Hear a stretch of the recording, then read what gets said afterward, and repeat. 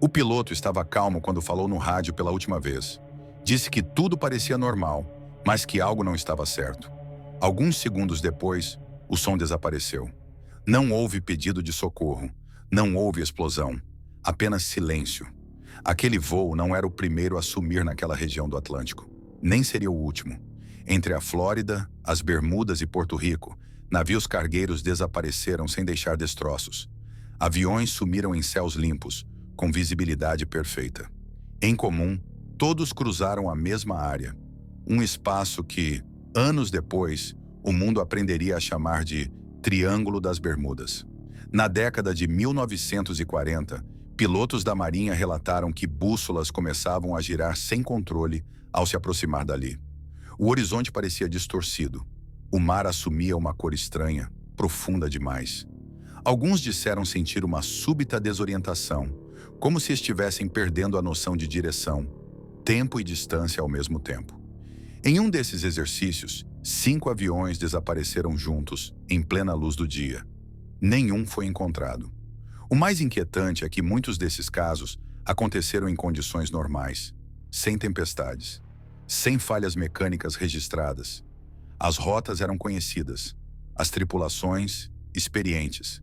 Ainda assim, os registros terminavam abruptamente, como se alguém tivesse simplesmente arrancado aquelas pessoas do mundo.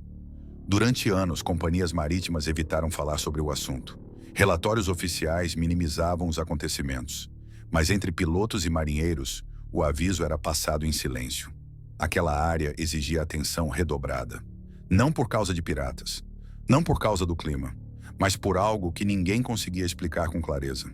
E quanto mais o mundo tentava ignorar, mais o Triângulo das Bermudas acumulava histórias demais para serem tratadas como coincidência. Com o passar dos anos, os desaparecimentos deixaram de ser tratados como acidentes isolados. Um padrão começou a se formar. Relatos vindos de épocas diferentes, de pessoas que nunca se conheceram, descreviam sensações quase idênticas ao cruzar aquela região do oceano. Pilotos falavam de um céu que mudava de aparência sem aviso. As nuvens pareciam mais baixas, mais pesadas. O horizonte ficava estranho, como se estivesse levemente inclinado. Instrumentos de navegação começavam a falhar ao mesmo tempo. Bússolas giravam, rádios chiavam, altímetros marcavam números impossíveis.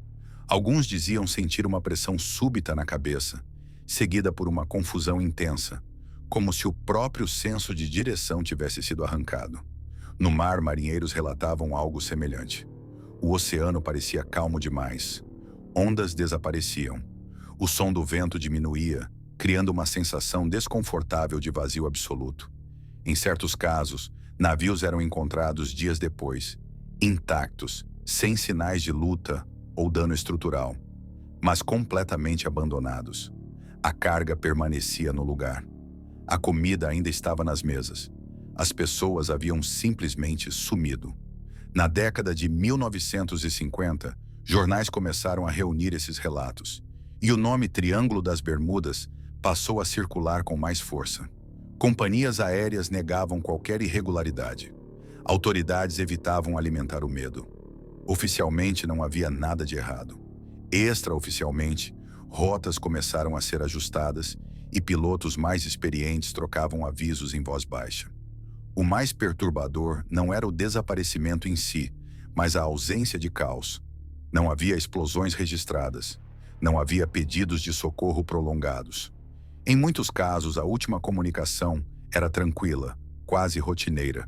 E então, sem transição, vinha o silêncio. Quanto mais casos surgiam, mais difícil ficava ignorar que algo naquela área não apenas causava acidentes, mas interrompia histórias de forma limpa demais, como se o oceano estivesse apagando pessoas do mundo. Com o aumento da atenção pública, vieram também as tentativas de explicação.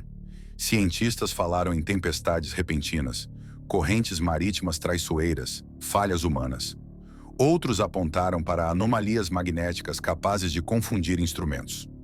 Todas essas teorias explicavam partes do problema, mas nenhuma explicava tudo. Alguns desaparecimentos ocorreram em dias de clima estável. Outros envolveram tripulações altamente treinadas, acostumadas a navegar por aquelas rotas. Em certos casos, não havia registro de tempestade, nem de erro humano, nem de qualquer emergência técnica antes do sumiço.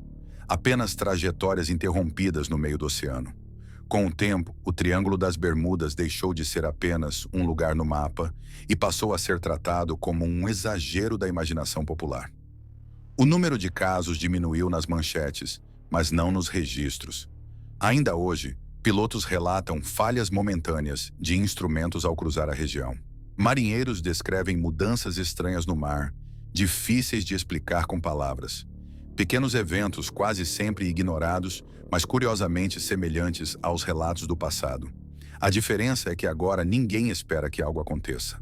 Aviões cruzam aquela área todos os dias. Navios seguem suas rotas normalmente.